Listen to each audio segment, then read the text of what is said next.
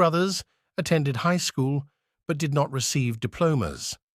The family's abrupt move in 1884 from Richmond, Indiana, to Dayton, Ohio, where the family had lived during the 1870s, prevented Wilbur from receiving his diploma after finishing 4 years of high school. The diploma was awarded posthumously to Wilbur on April 16, 1994, which would have been his 127th birthday.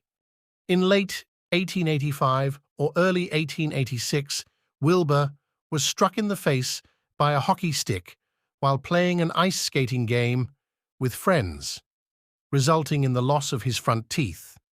He had been vigorous and athletic until then, and although his injuries did not appear especially severe, he became withdrawn. He had planned to attend Yale. Instead, he spent the next few years largely housebound.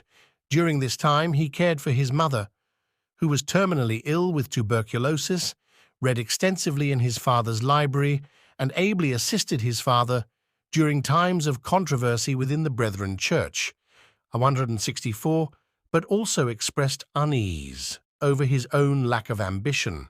Orville dropped out of high school after his junior year to start a printing business in 1889, having designed and built his own printing press with Wilbur's help.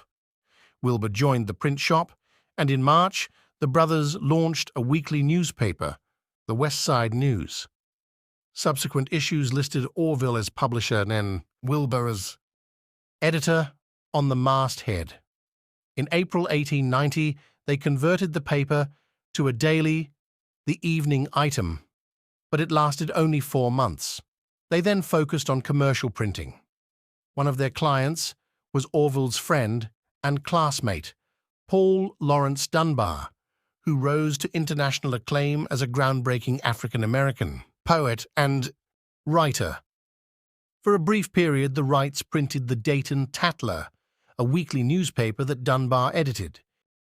Capitalizing on the national bicycle craze, spurred by the invention of the safety bicycle and its substantial advantages over the penny-farthing design, in December 1892, the brothers opened a repair and sales shop, the Wright Cycle Exchange, later the Wright Cycle Company, and in 1896 began manufacturing their own.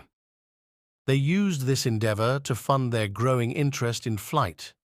In the early or mid-1890s, they saw newspaper or magazine articles and probably photographs of the dramatic glides by Otto Lilienthal in Germany.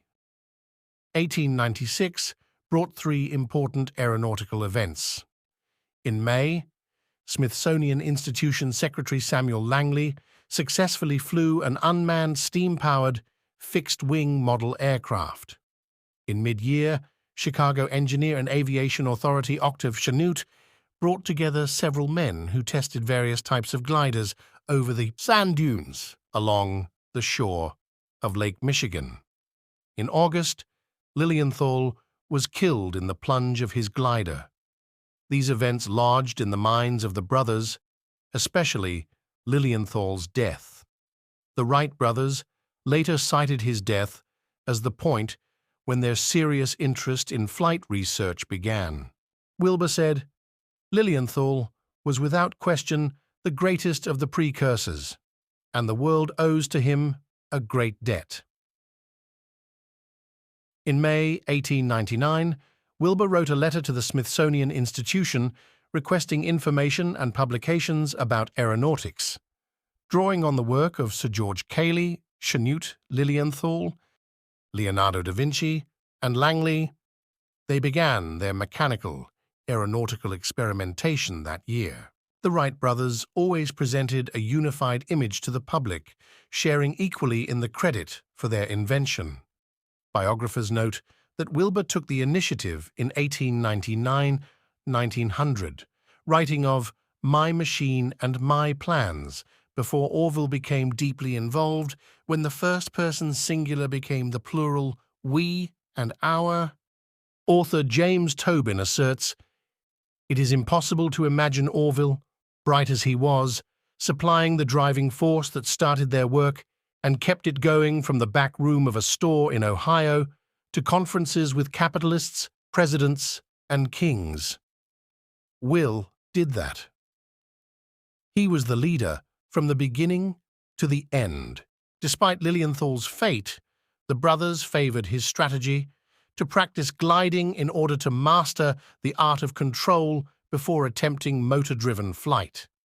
The death of British aeronaut Percy Pilcher in another hang-gliding crash in October 1899 only reinforced their opinion that a reliable method of pilot control into successful and safe flight. At the outset of their experiments, they regarded control as the unsolved third part of the flying problem. The other two parts, wings and engines, they believed were already sufficiently promising.